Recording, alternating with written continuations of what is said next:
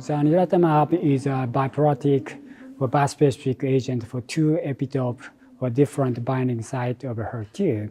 So this is close to that of trastuzumab and pertuzumab combination but this is a bispecific and a bioprotic agent and more efficiently induce binding, especially at the trans shape, and induce clustering of receptor, more downregulation, and more activation of complemented dependent cytotoxicity. And it already showed very nice single agent activity as well as the combination activity with chemo and immunotherapy.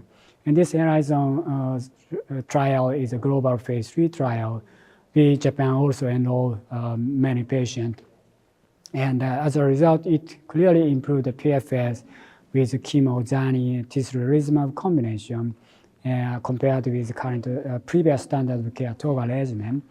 And also it showed a benefit or positive outcome even with a doublet with chemo, Zani, compared with chemotherapy alone.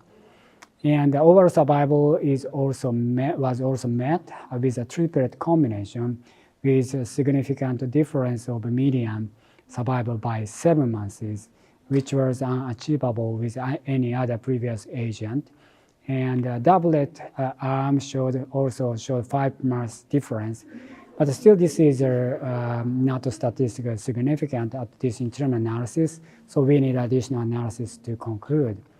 The response rate was not so largely different between 3 arms, but the duration of response is clearly different with longer with triplet combination with Zani and the Tisle combination.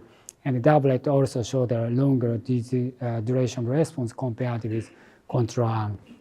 Regarding safety profile, we observed a higher incidence of diarrhea with a doublet or triplet. And this is expected based on previous study because Zanidatamab target not only for HER2 but also heterodimer between HER2 and EGFR. And this EGFR signaling the inhibition lead to diarrhea based on my understanding.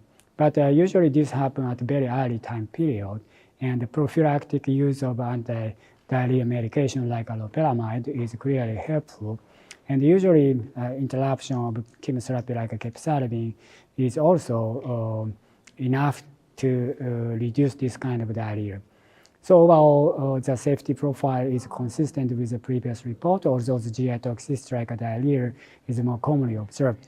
But considering the benefit and the risk ratio, clearly the magnitude of survival benefit is more compared with the toxicity increase. So overall, I think this could be the one of the new standard of care, especially for patients who are fit for intensive treatment. And another interesting aspect is the biomarker analysis. Although the exploratory, it showed a benefit regardless of PD-L1 status.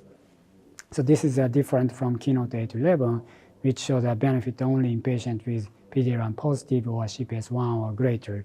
Again, the analysis is exploratory, but maybe Zanidatamab induced more immunological reaction like a complement-dependent cytotoxicity, which may change the tumor microenvironment to enhance activity of checkpoint blockade. Surely we need a more robust data from doublet to consider component contribution of Tisle, but overall this study is very outstanding trial to show the very remarkable advance, and this should be the first time for us to see the median survival more than 2 years in gastric cancer field.